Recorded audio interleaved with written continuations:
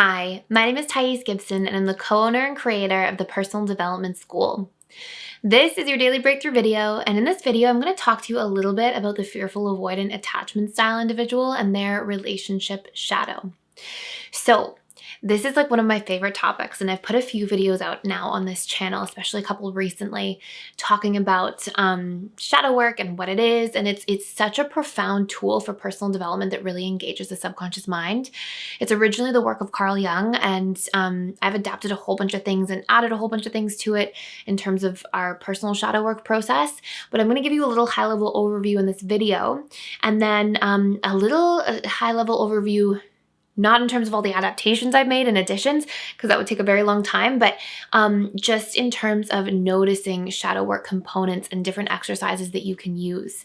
So before I dive into this video, we are still doing our sale to support our community. Our coupon code is with you, all one word, for 25% off of our membership. So our membership comes with all of our previously recorded courses, in depth in terms of your attachment style, reprogramming, shadow work, boundaries, codependency and enmeshment courses, emotional mastery and belief reprogramming, a whole bunch of information and resources, just an entire course in reprogramming your subconscious mind specifically. We have attachment style courses at the 6 stages of relationships. So literally how you show up as your attachment style in each stage and how other attachment styles do. We've got just a tremendous amount of resources in there that will just save a lot of time and energy in terms of becoming secure. So if you want to join us in there, coupon code is with you. I'll put it in the description box below and a link in the video here as a card. So let's talk about this for a moment. So shadow work and the idea or concept of the shadow is from Carl Jung, and he basically talks about how the shadow is a part of ourselves we try to deny or hide.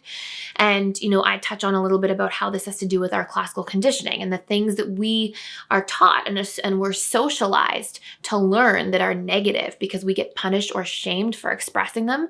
We largely repress into our subconscious mind. But these traits don't have to be actually negative. Like, it could be that you are taught as a young man or as a young woman that your emotions are negative and being too emotional is negative, so you repress that.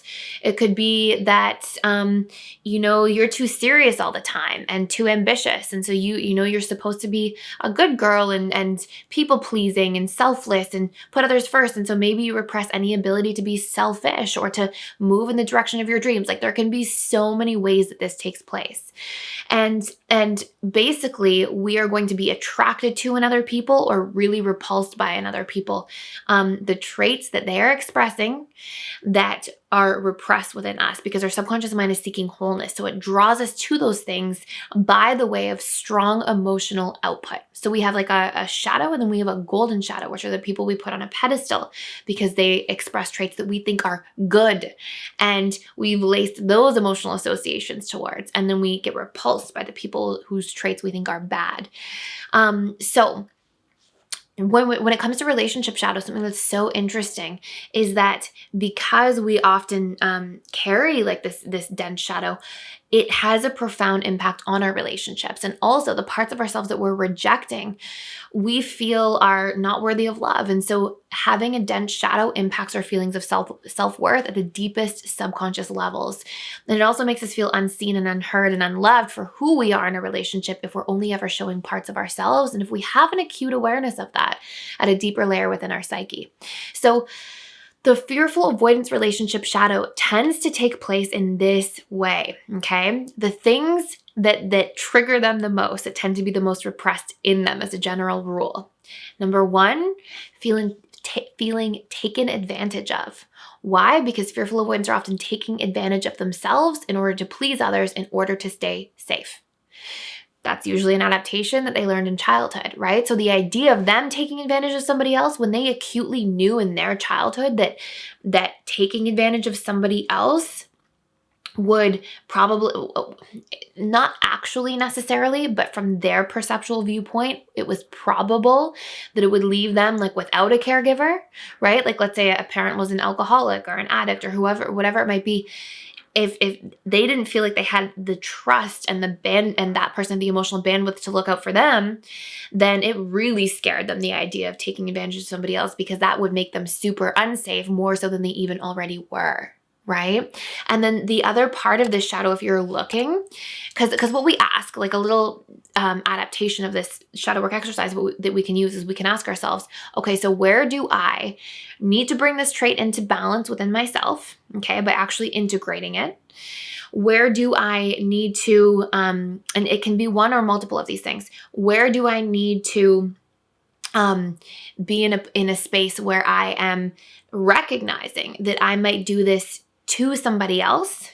Where do I do this in the relationship to myself that's painful and that's what the person's reflecting to me? Or where do I do this to the person that I'm specifically judging? Okay, so this is what you can look into.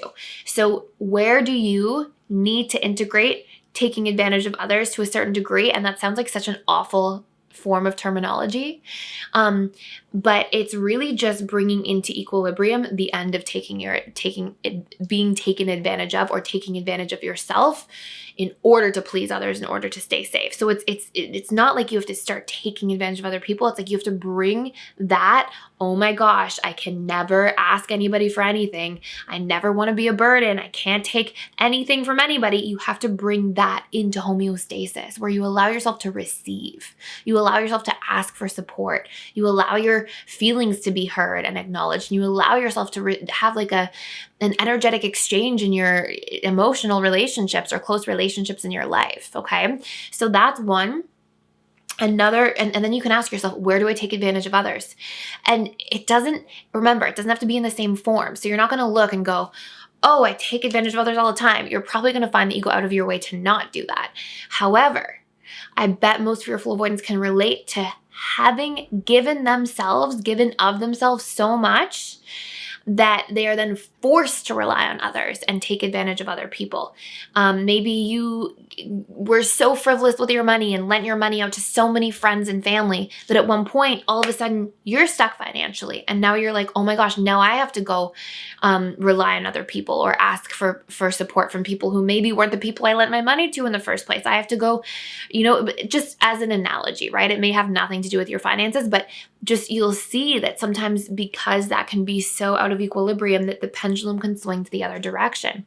Okay, so, and then you can ask yourself, where have I taken advantage of the person that I'm judging? And it may or may not exist, but take a look in any form. It could be emotionally, where they take advantage of you with your space. And maybe they said they were going to stay at your home for a week and they've been there for a year, like whatever it might be. I'm just coming up with sort of like funny off the cuff examples, but I want you to really take a look in all 7 areas of life: career, financial, mental, emotional, spiritual, physical, relationships, which include friends, family, romantic, okay? And just take a moment to look.